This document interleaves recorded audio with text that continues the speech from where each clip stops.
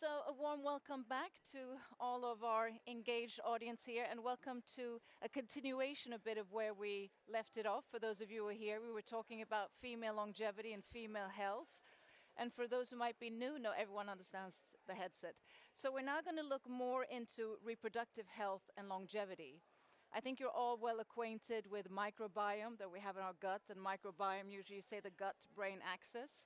But there is also another connection, and that is the vaginal microbiome that is really crucial to female health and longevity. And luckily for us, we have an expert and also a person who has really dived into everything that has to do with female longevity, but especially out of sort of the vaginal microbiome, because this hasn't been researched as much.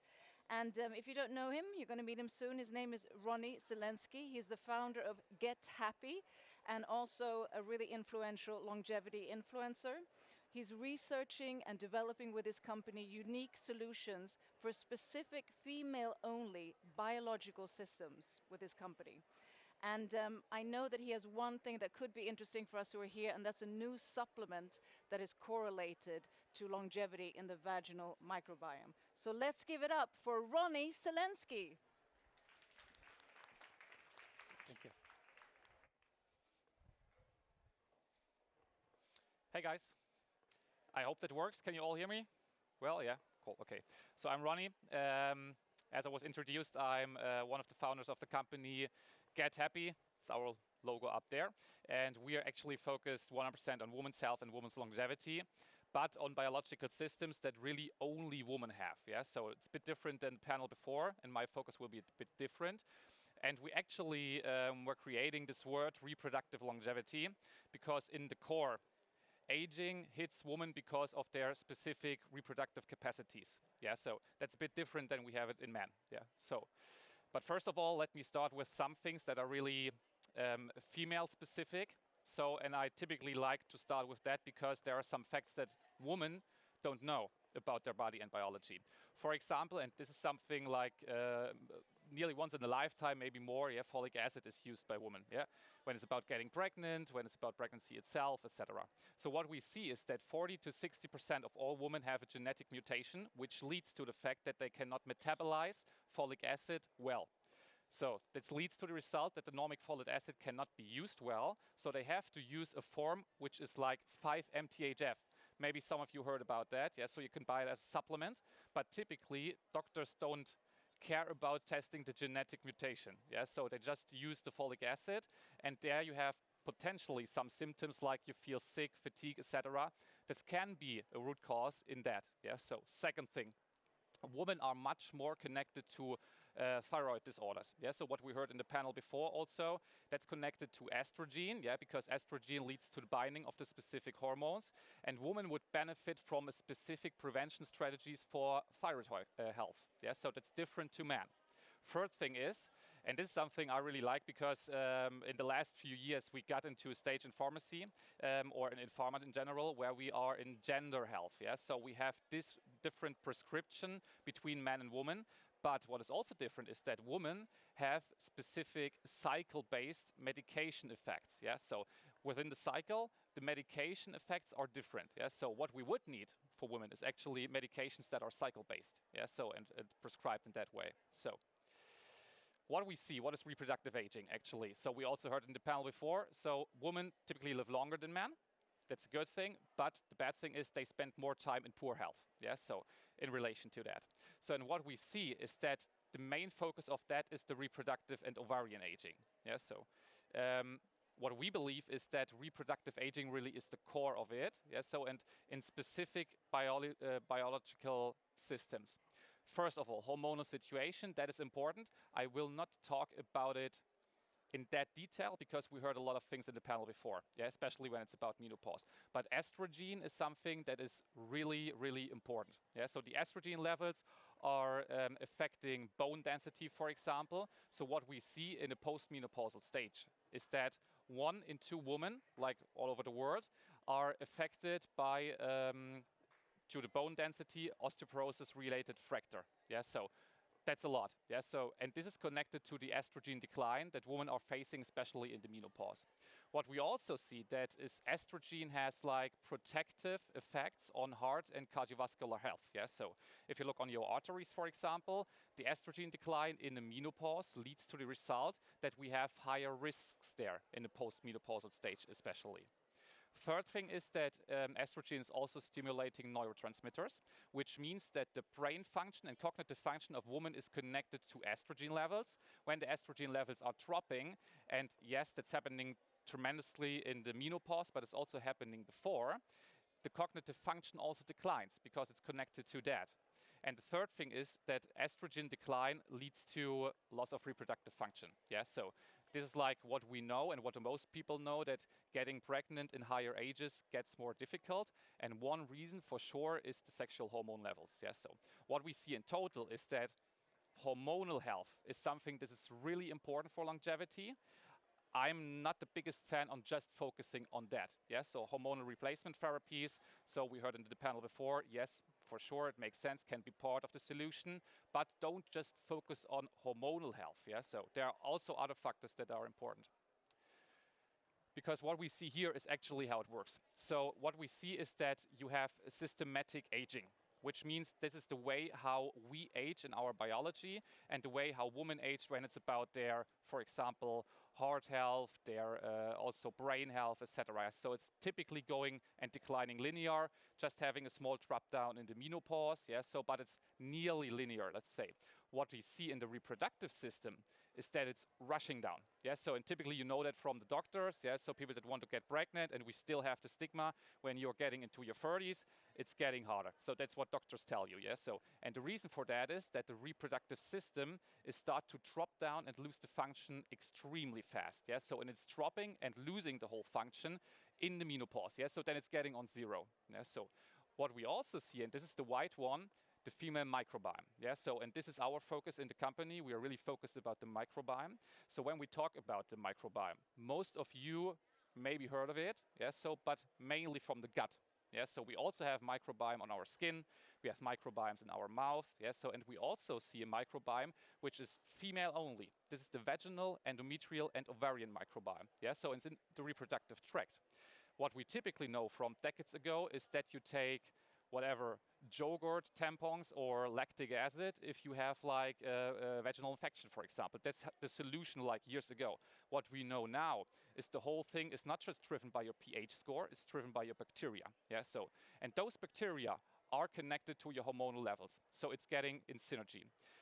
What is happening when the reproductive system is falling down and you lose the reproductive function, and the whole thing is starting already in your 20s, also the microbiome that gets decreased, yeah?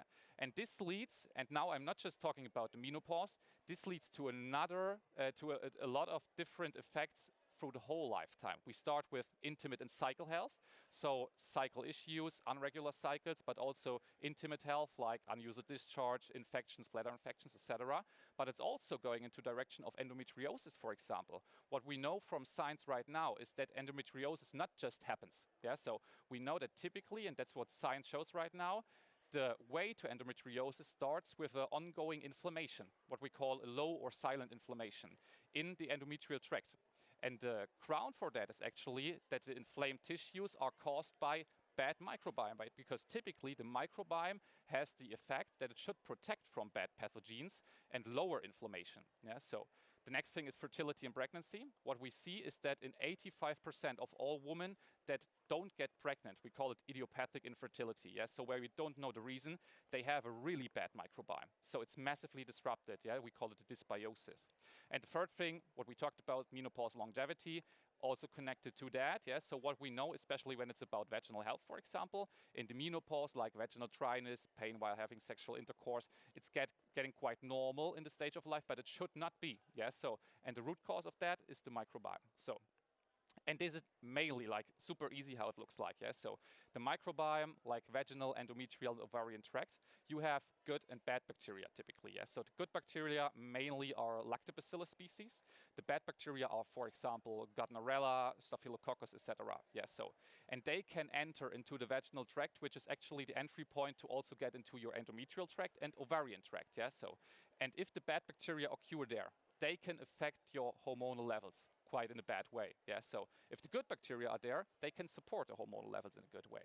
So what we see is that the microbiome in our modern life, and this is a lifestyle problem actually, it gets stressed. It's not just the gut, it's also like the female microbiome. It gets stressed through nutrition, having stress for work, whatever. It gets also stressed by environmental changes. Yeah, so, and this stress leads to a disruption in the microbiome. Yeah, so also sexual activity, for example. Yeah, so you should think about when you want to get pregnant, sexual activity is going up, but every time you have sexual intercourse, the microbiome gets disrupted. Yeah, so it's normal. So what you should do is to actually support the microbiome by bringing in the good bacteria.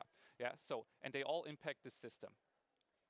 What we see when we look on longevity, if you are a bit in longevity, you maybe heard about some terms here like cellular senescence. That is when the cells actually start to lose their function and they spread the word in the surrounding cells, so they also stop working, yeah, so and lose their function. What we see, it's connected to the microbiome, yeah. The same with hormonal degeneration, genetic alterations, etc. So for every pillar that we saw in longevity, we see a connection to the specific female microbiome, yeah. So, and what they do is that they affect all these different life stages, yeah. So, and what we have typically in women is that minimum one of them, yeah, so will be a pain point in life, yeah. So if it's not menopause, then it's maybe endometriosis, it's maybe intimate health, yeah. So we know that it should be important in every life stage. So what have we done there? So we are doing our own research on that. Yeah. So what we have done, we started by taking women from gynecologists and clinics, and we sampled the microbiome. Yeah. So we looked on the microbiome, and we actually screened as how good it is or how bad it is. Yeah. So good and bad bacteria. What we saw is that there are genetic mutations in the bacteria. So some of them, what we called our lead candidates, they were extremely effective. Yeah. So for example, fighting pathogens, so the bad bacteria, but also lowering inflammation, for example, antioxidation, etc. Yeah. So, and what we did is over the time we identified the most beneficial candidates that we can have. Yeah. So that was the starting point for us. So we had our, let's say, bacterial compounds, yeah, that we needed for a really good microbiome. Yeah, so, and then we brought it into a first product, which we call Happy Bags. So, and we just brought it on the market a few weeks ago, so it's not that long ago. But this is tremendously changing the microbiome in a specific way, because it could bring more, about 70% more good bacteria compared to the situation we had before. Yeah, so the same with antioxidation, it was massively going up, and we know that antioxidation for tissues, not just for the skin, also for the tissues you have inside your body, yeah, so also like the vaginal, endometrial, but also gut, for example, is important, yeah, so, and what people experienced that we gave the product to, it's like better vaginal immunity and better overall well-being, yeah, so that's what we did with our product, Happy Bags. So, and I think to be in schedule, I think I'm a bit faster than I should be. So what I would like to give is like 3 tips for women's health. Yeah, so, and they are connected to our topic for sure, because we think it's really important. So the first thing is care about and support your microbial, but also your vital substances. Yeah, so when it's about, for example, bone density. Yeah, so vitamin D3. Yeah, so calcium. Yeah, it's important. Yeah, so science has changed a bit. Vitamin D3 is extremely important. Yeah, so but also care about your microbial levels. Don't just care about your gut health. Also care about your what we call the reproductive health. Yeah, so not just for getting pregnant, care about it for your vaginal immunity, for inflammation, for everything that is connected to that. Yeah, so the second thing, and that's what I always tell people, and especially women, because for them I think it's even more important than it is for men. Try to lift weights. So that's important, yes, because lifting weights, that's what we see from science. This is the best thing you can do to prevent from low bone density. Yeah, so your bone health, it's not just the muscle. Yeah, so it's not just the muscle system, it's the bone system that is affected by heavy lifting. Yeah, so, and if you lift weights, the bones are in a better state. We see that in studies, and we also see it in the post-menopausal stage. Even there, if you are in an older age, do your exercise and resistance training. It's important for your bone health. Yeah, so. And the third thing, what all of you for sure know, is prioritize sleep. So sleep is so important, especially important for hormonal levels. Yeah, so prioritize it, and not just prioritize the time. Not just prioritize that I have my 7-8 hours of sleep. Also prioritize that you have like a regular schedule. Yeah, so that you're not like shifting around from 9 p.m. to whatever 11 p.m. Yeah, so stay consistent with the time you actually go to bed, because it can support your circadian rhythm. Yeah, I think a lot of you will know what a circadian rhythm is. Yeah, so these are what we saw, 3 extremely effective and important intervention strategies, but also prevention strategies. Yeah, and when we talk about longevity, for me, because we had the situation before now in the panel, it's a definition thing. Yeah, so what is longevity? Is it really about like extending the lifespan, or is it about extending the health span? For me, it's the whole thing from a really scientific perspective. It's not just general prevention, because we know the intervention strategies and the prevention strategies that are focused on specific biological systems, and we understand the science behind it. Yeah, so it's not that, let's say, generic than we thought like about prevention in the last years. It's more focused on specific systems. So that's how I would define longevity. And for me, it's not about like that we all are 200 years old. It's about like having a good age, but having a huge or good health to a high age. Yeah, so that is the important thing. So basically, I'm a bit before my time, yes, so it's good because we start a bit later, so we can keep the schedule. So whenever you want to connect, so that's the QR code to my LinkedIn. Yes, so if you want to connect, feel free also afterwards. This is the link to our company. Unfortunately, we are a German company and just selling in the DACH region right now, so you cannot get it here, but we will have it quite soon here. Yes, so in the near future, we will also sell the product here, and our plan is to also have microbial compounds in other products, yeah, to also support the vital nutrition status, etc. Yeah, so thank you so much, guys, and enjoy the rest of the event. Thank you so much, Ronny. Thank you. Thank you.